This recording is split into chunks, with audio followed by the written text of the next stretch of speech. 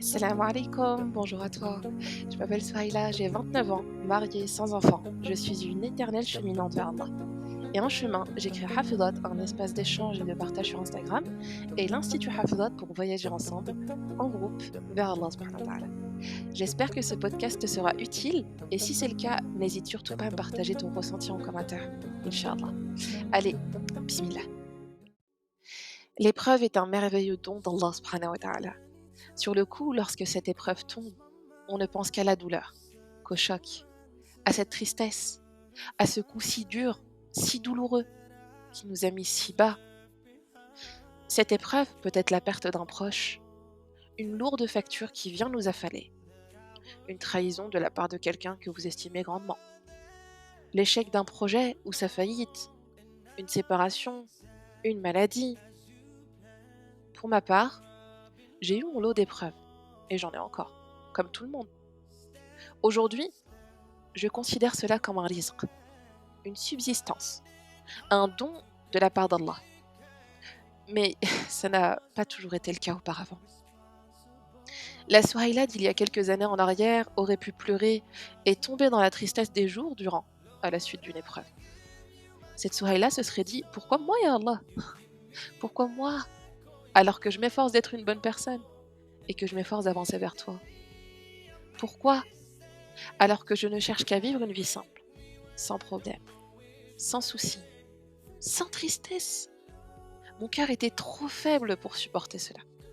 Mais Allah n'impose à aucune âme une charge supérieure à sa capacité. La yukallifu Allahu nafsan illa wus'aha. Et effectivement, Allah ne m'a pas accablé d'un poids qui aurait causé ma perte. Au contraire, Allah m'a permis de soulever ce poids. Il m'a donné le courage pour le faire, la volonté, la force et cette détermination. C'est dans la plus profonde des obscurités que naît l'espoir. C'est dans cette obscurité que naît la foi, que naît la détermination, cette volonté de t'en sortir, de réussir, d'arranger les choses. Sans ces épreuves, je serais encore la petite et faible Souhaïla que j'étais auparavant. Il y a, selon moi, toujours un avant épreuve et un après. Une personne qui a vécu des choses, qui les a surmontées, est marquée, que ce soit dans ses traits au niveau de son visage, mais aussi au niveau de son comportement, de sa façon de parler, d'interagir envers les gens. Cette personne est différente. Elle voit le monde différemment. Cette personne est sensible à chaque chose, à chaque émotion. Et en te donnant du coup cette épreuve, Allah t'offre un nouveau challenge, une nouvelle paire de lunettes pour voir le monde différemment. Ces épreuves sont un entraînement intensif qu'Allah te donne pour passer d'un niveau débutant à un niveau avancé, puis athlète, Inch'Allah. L'épreuve te forge, elle nous forge pour faire sortir le meilleur de nous-mêmes. J'ai pu passer par la grâce d'Allah de cette jeune petite fille qui pleurait sans comprendre, qui se lamentait sur son sort, à cette femme qui, lorsque l'épreuve arrive, respire un bon coup, remercie Allah, même en ayant mal au fond, et fait tout pour changer les choses tout en endurant la difficulté. De plus, avant, la moindre des difficultés pouvait me toucher et me mettre dans des états. Aujourd'hui, le fait de les avoir surmontées fait que je ne les vois plus comme avant. Ce ne sont comme des petits obstacles qu'il y avait sur ma route que j'ai pu surmonter par la grâce d'Allah subhanahu wa ta'ala. Et cela me permet de mieux relativiser aujourd'hui, de rassurer les autres, de les aider, eux qui passent par cette épreuve similaire. Aujourd'hui, je sais pourquoi Allah m'éprouve. Et je sais aussi par quoi Allah m'éprouve. Par les choses, les personnes qui tiennent le plus à mon cœur. Par les choses auxquelles je suis la plus sensible. Pourquoi?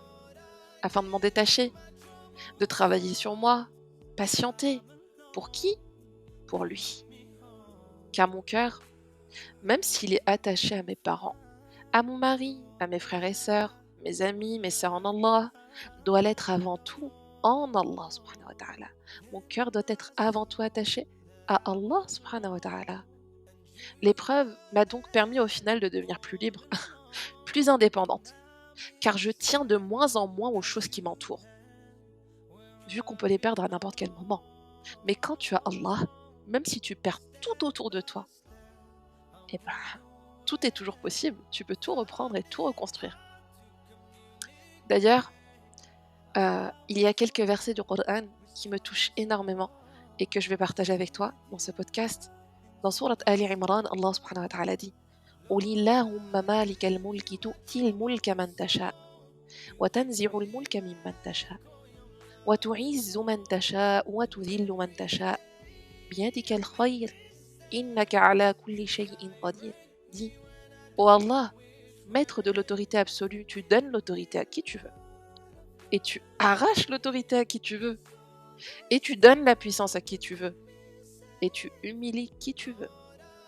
Le bien est en ta main et tu es omnipotent. Je voulais également partager avec toi un court passage de mon carnet de notes que j'avais rédigé lors d'un moment assez difficile. Le dimanche 2 novembre 2019.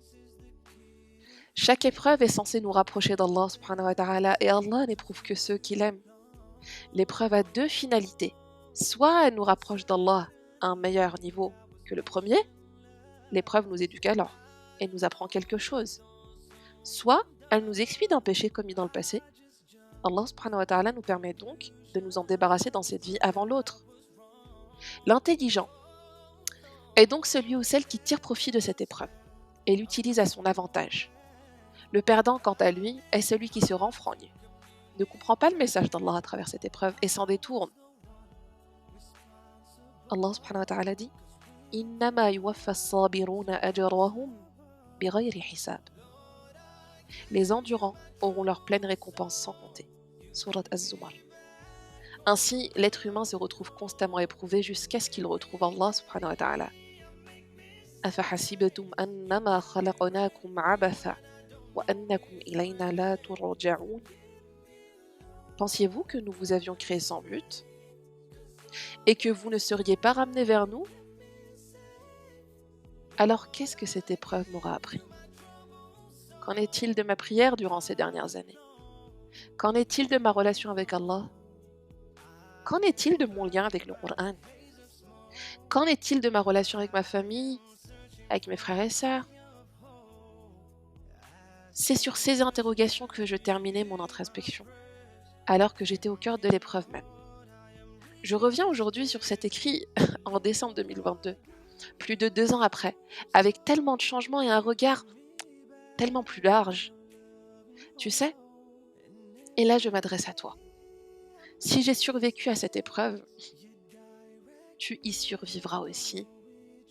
Tu y arriveras, Inch'Allah, si tu apprends à t'écouter, à prendre le recul nécessaire. Et surtout, si tu apprends à parler à Allah et à t'en remettre à lui, tu en ressortiras plus grande, plus forte, plus mature, plus posée, plus sereine, plus consciente, plus éveillée, Inch'Allah. Et surtout, dis-toi toujours que la vie ne s'arrête jamais à une épreuve. Et les épreuves ne s'arrêteront pas non plus. Mais s'il y a une seule chose qui doit bien changer, c'est toi.